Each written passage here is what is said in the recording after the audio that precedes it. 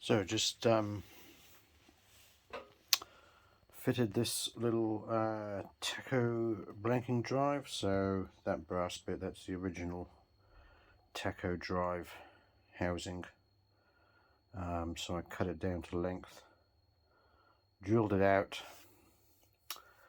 and tapped it for a M8 helicoil, and then a little M8 stainless screw. I actually had to cut right down to length because it can only be very short.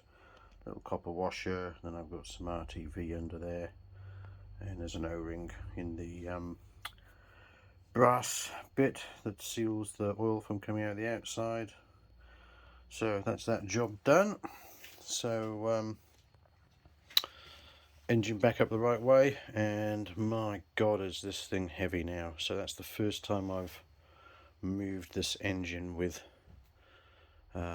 everything together, and yeah, it is fucking heavy, I tell you. That's a really heavy engine.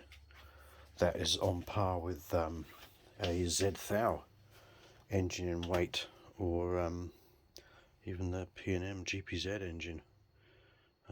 Very, very heavy. So yeah, I'm gonna probably need some help to get it down from this stand and onto a box, which is basically the next stage to get the frame on.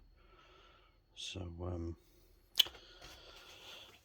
yeah, I'll have to grab someone to give me a hand with that. So I've still got that to plug up. So I tried an M8. It is an M8 thread. I tried an M8 by 1.25 standard screw. Nope.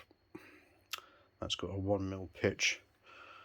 So I went back into the van and rummaging around with the monster engine, and found that is the neutral switch sensor, so I'll just be plugging that in that hole I just showed you, and I got 4 bolts and washers for the cam tensioning pulleys. So that's a job for tomorrow to put those in, and then last thing I will have a look at the end of the crankshaft.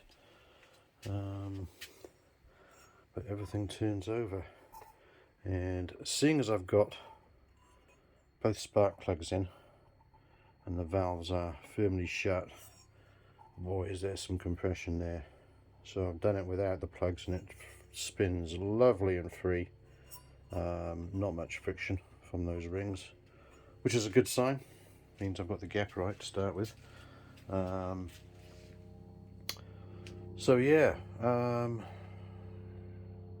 belts on tomorrow. Get it all timed up, and I've got a few little jobs left on it, like tightening these nuts up. So what I'm going to have to do is I'm going to have to make a tool, and the tool is going to be something like that. So that is a socket that I bought for the SV1000, because they have all the chassis nuts that hold the engine in are these castellated types. But obviously this is way too big, but you get the idea. Those tangs fit in those slots, etc. So I have some old sockets. So what I'm going to do is get a socket, and I only really need 2 tangs to tighten those nuts up. So it's a fairly straightforward exercise, if you can imagine. If you get a standard socket and you just get your angle grinder and slice through there, and all that comes off. Angle grinder, slice through there, and all that comes off. So that's a job for another day, maybe tomorrow. We'll see if we get to that. But that's what I've got to do to tighten those nuts up, is make a tool. Probably going to take about half an hour to make that. And then, my god, this engine will be almost complete then. I'll then be scrabbling around for things to do on it.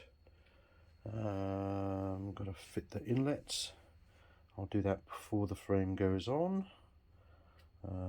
Which will be a lot easier. And exhaust. Got to remount the exhaust, work out a bolt or stud length, and probably procure some studs, unless there are some in the monster head in the van. I'll have to have a look at that tomorrow, see what they're like. But yeah, getting tantalizingly close here.